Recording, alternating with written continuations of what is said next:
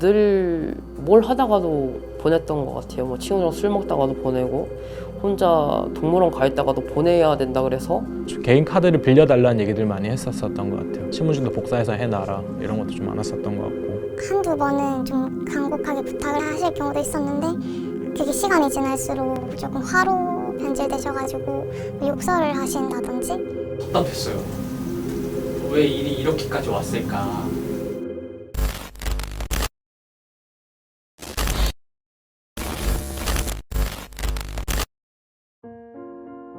부모가 자식에게 줄 수 있는 건 무엇이 있을까요? 사랑, 신뢰, 지지. 그러나 때로는 서로가 원치 않는 것이 오가기도 합니다. 빚입니다. 쿠키뉴스는 가족 안에서 일어나는 경제적 학대를 취재했습니다. 그 중에서도 부모의 대출 강요 등으로 경제 피해를 본 자녀들에게 집중했습니다. 거절하고 싶어도 그럴 수 없는 청년들. 경제적 어려움에 처하는 것은 물론 집안일로 치부하는 시선 때문에 고통을 털어놓을 수도 없습니다. 가족이라는 이름으로 행해지는 경제적 학대가 청년들의 삶을 얼마나 무력하게 만드는지 알아봤습니다. 어머니의 사업 자금을 좀 필요로 해서 이제 빚이 생기게 되었습니다. 어머니 같은 경우에는 이제 여행사 사업을 하셨는데 코로나가 터진 이후에 이제 좀 티켓을 구매했던 고객들이 이제 환불 대란이 일어났고 이제 결국엔 어머니께서 좀 막대한 빚이 생겼습니다. 그래서 제가 그 어머니의 빚을 같이 감당해 나가려고 대출을 받아서 제 어머니한테 1차적으로 돈을 좀 지원을 했었고요. 사업을 진행하시는데 사업 자금이 모자라셔가지고 주변 지인들에게 계속 빌리셨는데 이제 그게 한계가 있고 더 이상 빌려주지 않으시는 분들이 계셔가지고 저희에게 부탁했었습니다. 대학생 시절에 이제 학자금 생활비 대출이 있다는 걸 부모님께서 아셔서 그 학자금 생활비 대출을 매년 150만 원씩 받는 걸로 시작하게 되었습니다. 편부 가정이어서 아버지만 계셨는데 아버지가 일을 안 하시는 지 그때 한 3개월 좀 넘어가고 있었을 거예요. 그래서 처음 그때 들었던 거. 어머니께서 이제 코로나만 끝나면 여행사 산업도 다시 일어서게 될 거다. 그때까지만 좀 참아달라. 갚아줄게 라고 말씀을 하시면서 그냥 가족끼리는 원래 그러는 거야. 남들도 다 그러고 살아.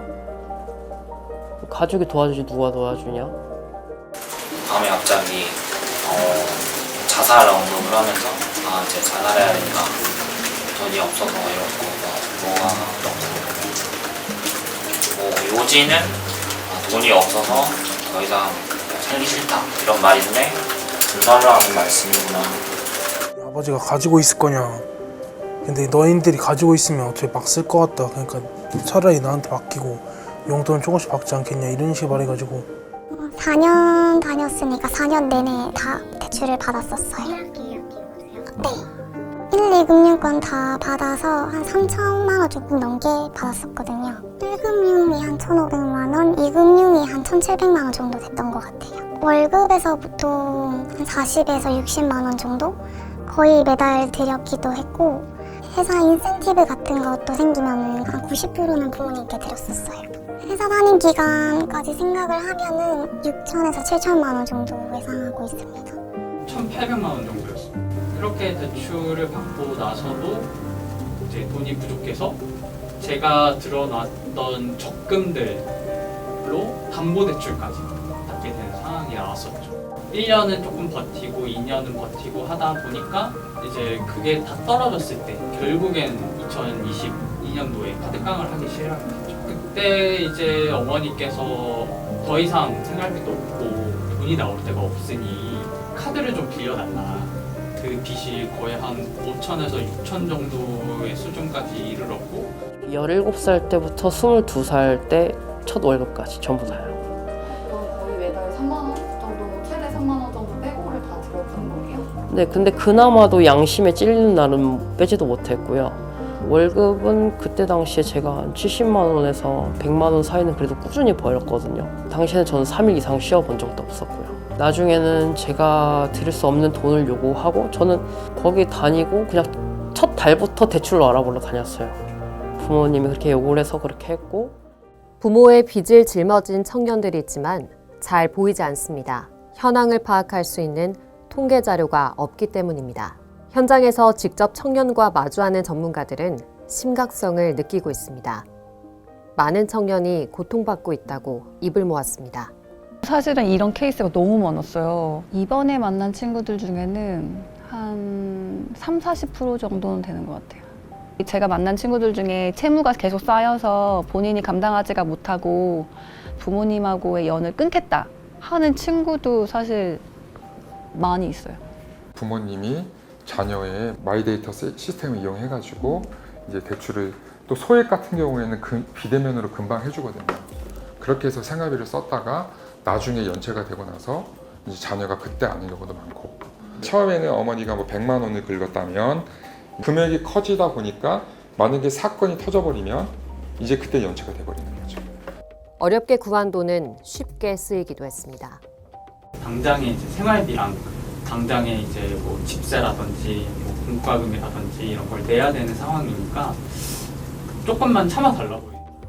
정확히는 모르겠어요. 아버지도 빚이 있었거든요. 갈 때 빚 갚기랑 자동차 사는데 썼을 것 같아요. 여행 다니려고 샀다 이렇게 했어요.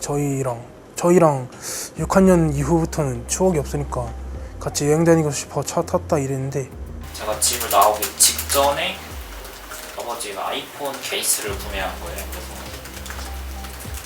그래서 너무 저는 이제 납득이 안 돼서 필수품이 아니잖아요. 그래서 이게 왜 이렇게 갑자기 생겼냐고 물어보니까 화를 내면서 물건을 집어던지시는 거죠. 생각보다 정말 꼭 필요한 데만 쓴 건 아닐 수 있겠다. 그래서 좀 배신감도 많이 느꼈죠. 저는 간절해서 어쩔 수 없으니까 그래도 먹고 살아야 되니까 해서 주는 돈이지만 한 번은 또 어렵게 얘기를 꺼냈었는데 그 다음에 얘기하는 것들은 그냥 되게 그냥 쉽게 또 얘기를 하더라고요. 다시 돈이 좀 바닥나고 그 다음에는 이제 대부업체들로 가는 거죠. 그래서 그렇게 대출을 해드렸던 것 같고 그 다음에 나중에는 이제 저도 신용불량자라고 하는 것들에 등록이 되잖아요. 그때부터는 이제 안 되니까 좀 그리고 나서 한동안 사이가 되게 안 좋았었는데 연락도 안 하고 그래서 저는 그냥 저 혼자 이렇게 대학생활 하면서 돈을 모으고 저축하고 있었었는데 어느 날 연락이 와서 또 대출을 또 해달라고 그래서 월급날 전날이나 월급날 아침만 되면은 이제 급하게 돈을 갚아야 한다. 근데 못 채우고 있다. 그래서 좀 도와주면 안 되냐. 뭐 언제까지 분할해서 갚겠다. 이렇게 연락을 주시거든요. 괴롭혀요. 그거에 대해서 정신적으로 너를 키우기 위해서 뭘 어떻게 했었었는데 그러면서 너는 뭐 그거에 대해서 뭐 부모에 대해서 신경 좀 쓰지도 않고 뭐 그런 얘기들과 내가 널 잘못 키웠네. 뭐 부모님이 어릴 때 어른들이 널 버리라고 했을 때 버렸어야 되는데 해서 자기 감정들을 되게 많이 쏟아내요. 매일매일 연락이 와가지고 괴롭혀서 빌려줬던 것 같은데 행복한 집은 대체적으로 행복한 이유가 비슷하지만 이제 불행한 집은 저마다의 이유가 있다 그러잖아요. 다 진짜 일들이 많거든요. 선택지가 없어요. 그래서 반강제적이라고 표현을 했던 것 같습니다. 선택지가 없었습니다. 저한테 뭔가 그때 당시에 돈이 필요한데 유일하게 할 수 있는 방법이 대출밖에 없었던 것 같아요. 그러면서 반강제적으로 어쩔 수 없이 이제 하게 된 거죠. 보통 요청을 받았을 때 제가 할 수 있는 행동이 별로 없다고 생각을 했어요. 일단 거절을 할 수는 없다고 느꼈거든요. 회피를 하거나 돈을 주거나 둘 중 하나가 선택이지 거절은 할 수 없다고 느꼈어요. 난 돈 안 줄래 라고 말하면 위험할 것 같아요. 거의 거절을 해본 적이 없는 것 같아요. 거절할 수가 없는 관계로 설정이 되어 있어서 이 택지 자체가 없다고 항상 느꼈어요. 부모님께서도 가족이 뭉쳐야지 다 같이 일어설 수 있는데 왜 너는 너 혼자 살 생각을 하느냐 라고 말씀하신 적도 있어요. 왜 빌려주냐? 안 주면 되지 않냐? 자꾸 주는 사람에게도 문제가 있다. 주변에서는 안타까운 마음에 청년들을 말립니다. 하지만 부모의 요구를 뿌리치는 건 결코 쉽지 않습니다. 여기에 갇힌 청년은 그 청년이 죄와 상관없이 그냥 그 안에서 나올 수가 없어요. 만약 그 청년이 부모한테 나는 빚을 대출 안 할 거야. 그러면 그 청년은 그 가정에서 파문당해요. 가족들이. 네가 어떻게 그러냐. 명절에도 못 내려가요. 그 부모가 맹목적으로 권유하는 거에 대해서 이게 거부할 수가 없는 거죠. 자녀는 선택권이 없어요. 거의가. 이게 약간 부의 대물림 같은 것 같아요. 왜냐하면 아버지가 뭐 사업에 실패하고 근데 이제 계속 생활을 유지해야 되는데 자기가 신용 불량자고 자기 이름으로는 또 사업을 할 수 없으니 이제 자녀한테 네 이름을 빌려서 하자. 뭐 너가 싫다고 그러면 뭐 네 동생 하겠다 그러니 강요 같은 건데. 부모의 호소, 강요, 협박으로 대출 서류에 도장을 찍게 된 청년들. 그들의 삶은 어떻게 변했을까요? 쌓이는 이자와 추락한 신용등급, 추심원이 언제든 찾아올 수 있다는 불안감까지 청년들의 삶은 180도 달라졌습니다. 회사에서 이제 모임 같은 게 있거나 뭐 회사에서 지원해주지 않는 회식 자리 같은 건 자주 참여하지는 못하고요. 대학생 때도 이제 친구들끼리 어디 놀러 가는 데 있어서는 이제 부모님께 다 현금을 드렸으니까 못 놀러 가는 경우가 대다수였습니다. 이제 일을 하려고 이제 일용직 알바도 하고 했었는데 일용직 알바를 같이 겸용하다 보니까 이게 몸이 망가지더라고요. 방학 때는 이제 거의 일만 하면서 좀 보냈었던 것 같고 방학 동안에 이제 거의 한 20개 매일 노가다나 아니면은 뭐 택배 상하차 아니면은 뭐 임상 실험 그런 것들을 좀 많이 했고 제가 기억이 나는 게 그 노가다에 가서 좀 다쳤었거든요. 다쳤었는데 흉터가 남을 것 같은 거예요. 상처가 그랬었는데 근데 이제 돌아와 일 끝나고 와서 이제 SNS를 보는데 친구들은 다 이제 유럽 여행 간 것들 좀 올리고 있는 거죠. 그러다 보니까 제가 되게 초라하게 느껴졌던 것 같아요. 그 시기 때 친구들과 비교했을 때. 저희에게 대출 받아서 부모의 빚을 갚는 청년들은 한 달에 50만 원 갖고 살아요. 얘가 주거비를 내고 교통비를 하고 밥 먹기도 빠듯한 돈이에요. 걔가 직장인인데 커피 한 잔을 못 사 먹어요. 그러니까 동료들이 다 어울리고 이제 사람들이 사주는 것도 한두 번이지 이 상실감과 위축감과 이런 것은 상상할 수가 없어요. 돈을 버는 대로 부모님한테 다 주고 본인은 빚을 어마어마하게 많이 져서 실제로 파산을 하신 의뢰인도 한 분이 계시고요. 녹취를 들려주는데 막 절규를 해요. 나 더 이상 돈이 없다, 어머니. 더 이상 이제 돈을 줄 수가 없다. 그래도 돈 빨리 만들어 내라라고 생을 달리하셨습니다. 네. 청년들은 더 이상 미래를 꿈꾸기 힘들어졌습니다. 반면 청년들의 꿈을 좀먹는 빚은 눈덩이처럼 커져갔습니다. 몸집을 키워 삶을 짓눌렀습니다. 그것 때문에 사실 약을 먹기 시작했어요. 사실 정말 힘들었어요. 막 매달 제가 버는 돈 150밖에 안 되는데 갚아야 될 돈 400만 원씩 불어나기 시작을 하는 거예요. 그러면서 어쩔 수 없다라는 생각도 하면서 한편으로는 그 상황을 어떻게 해결을 못하는 게 너무 답답했어요. 그래서 좀 편해지고 싶은 마음도 있었던 것 같아요. 그러면서 좀 약간 죽고 싶은 마음도 생겼었고 근데 차마 죽진 못하겠더라고요. 그래서 정신과를 제 발로 찾아갔죠. 저는 기댈 곳이 부모님밖에 없는데 부모님이 자꾸 저한테 기대고 그런 식으로 하시니까 나는 정말 어디다가 기대야 하지? 이런 생각이 많이 들고 너무 힘들더라고요. 안 빌려드린 것도 아니고 저도 많이 힘든데 사실 부모님이나 저 둘 중 하나라도 정상적으로 좀 살아야 진짜 더 힘든 상황이 올 때 버틸 수 있다고 생각했는데 제가 갚아드려도 부모님도 힘들고 저도 힘든 상황인데도 불구하고 부모님이 힘든 것만 생각을 하시고 그렇게 말씀을 하시니까 많이 속이 상하더라고요. 빚이 신용회복위원회에 남은 변제금이 1,000만 원 정도 남았고 학자금 1,600만 원 정도. 지금 이제 개인회생 번호가 나와서 지금 이제 더 이상 이제 은행이나 이제 카드사에서 저에게 이제 돈을 갚으라는 요구는 안 하세요. 근데 이제 다만 제가 이번 달부터 이제 개인회생이 시작이 되기 때문에 124만 원 제외하고서는 이제 돈을 모아놔야 되는 상황이에요. 해외에서는 몇 년 전부터 체계적인 지원에 나서고 있습니다. 영국 정부는 씀씀이를 통제하거나 돈을 갈취하는 행위 등을 경제적 학대에 포함시켰습니다.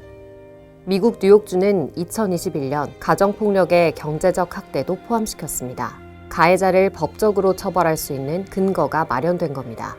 시민단체, 은행 등 금융기관도 경제적 학대 피해 사건에 적극 개입해 피해자를 돕고 있습니다.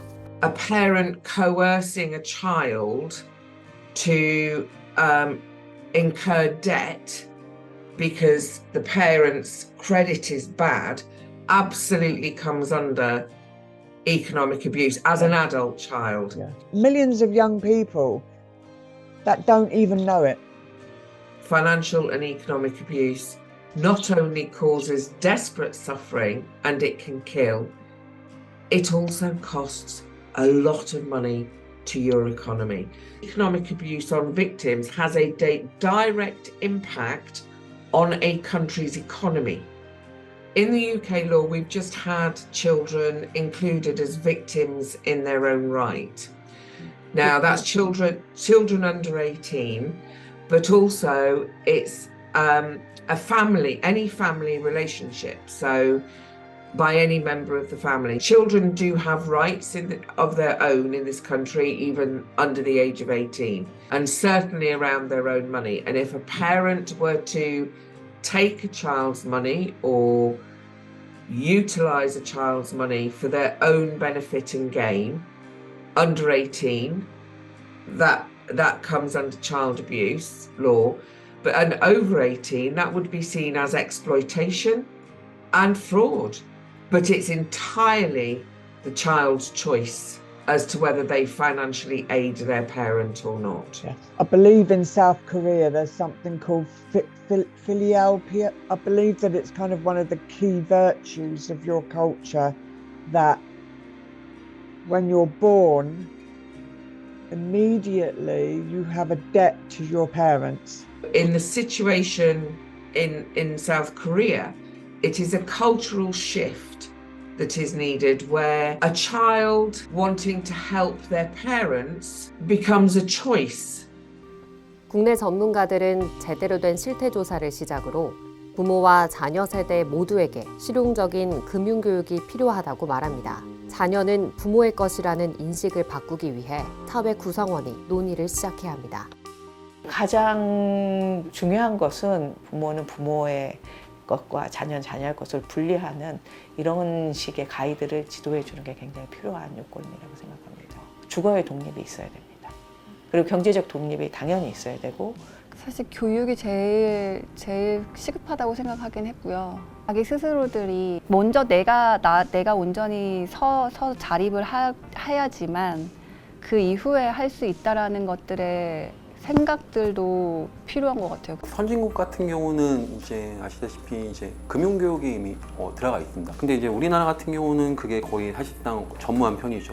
금융교육에 대한 기본 패러다임을 다시 세워야 되지 않을까 하는 생각이 들고요. 실제적으로 학생들이 도움을 받을 수 있는 그런 커리큘럼이라 필요하지 않나. 좀 더 크게 보면 부모가 해석할 수 있도록 만들어주는 것도 중요하다고 보여요. 왜냐하면 원인은 거기 있었으니까, 원인은. 내가 키웠으니 나도 힘들었고 그러니 너가 나를 도와줘야 되고 하는 그 개념 자체에서의 조금 벗어남이 필요하지 않을까? 현대사회에 부합하는 어떤 법체계의 정립이 일단 1차원적으로 굉장히 중요한 문제라고 생각을 하고요. 두 번째로 국민들의 인식입니다. 부모와 자식은 소중한 관계이지만 기본적으로 별개의 인격입니다. 별개의 인격을 침해를 하는 행위가 있을 경우는 사회적으로도 굉장히 엄정한 규제를 가해야 됩니다. 이게 한 가정의 붕괴, 그다음에 개인의 붕괴를 넘어서 어떤 세태의 단절, 이런 것까지 확대 발전시킬 수 있다는 부분에 우리가 사실은 의논하고 고민해야 될 문제라고 생각하고, 또 금융이라든지 금감원 뭐 이런데 은행권 그다음에 모든 금융기관들이 이거를 같이 한번 들여다볼 필요도 있다고 생각합니다. 고민을 털어놓을 수 없는 청년은 홀로 고립되기 쉽습니다. 경제적 학대 개념을 더 많은 이들이 알게 될수록 피해자들이 사회에서 얻는 공감과 이해 폭도 넓어질 수 있습니다. 개인의 뭔가 과실이나 과책이 아니라 좀 구조적으로 만들어지는, 가정에서부터 시작을 하지만 되게 그런 프로세스들이 다들 비슷한 구조적으로 만들어지는 것들이라는 것들에 대해서 좀 사회적인 인식들을 좀 알리고 싶어서고, 이게 개인의 문제가 아니라 사회적인 문제가 됐을 때야 이제 정책이나 이런 걸로 해결책들이 생기는 거잖아요. 청년들이 부모님 빚까지 떠안고 가면은 생각보다 힘들어하는 부분이 많다는 거를 부모님께서도 아셨으면 좋겠고, 사회 모임에 나가지 못한다거나 친구들 사이에서 조금 거리낄 수 있는 관계가 만들어진다든지 금전적으로 많이 힘든 경우가 많다는 것만 부모님들도 그렇고 사회에서도 좀 알아주셨으면 좋겠어요. 도와달라는 얘기가 아니라 그냥 그런 힘든 사람들도 생각보다 많구나 하는 인식 정도만이라도 있으면 좋을 것 같아요. 가족이니까, 부모니까 그런 말들 되게 쉽지 않게들 하시거든요. 본인이 겪지 않았던 일들을 너무 쉽게 당연하게 그렇게 얘기하지 않아 주셨으면 좋겠어요.